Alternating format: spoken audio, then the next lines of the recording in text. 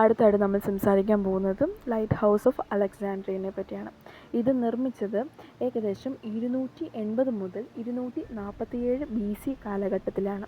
ഇത് നിർമ്മിച്ചത് ആകട്ടെ പുരാതന ഈജിപ്ഷ്യൻ കിങ്ഡം ആയിട്ടുള്ള ടൊലേമിക്സ് എന്ന് പറയുന്ന ആൾക്കാരാണ് ഇത് നിർമ്മിച്ചത്. ഇതിന് ഏകദേശം 100 മീറ്ററോളം ഹൈറ്റ് ഉണ്ട്, അതായത് 330 ഫീറ്റ് മാത്രമേ ഉള്ളൂ കേട്ടോ.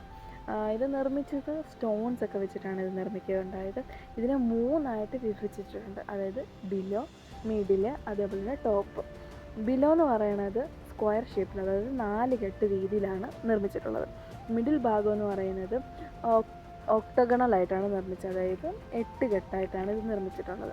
അതുപോലെ തന്നെ ഏറ്റവും ടോപ്പ് ഭാഗം സിലിണ്ട്രിക്കൽ ഷേപ്പിലുമാണ്.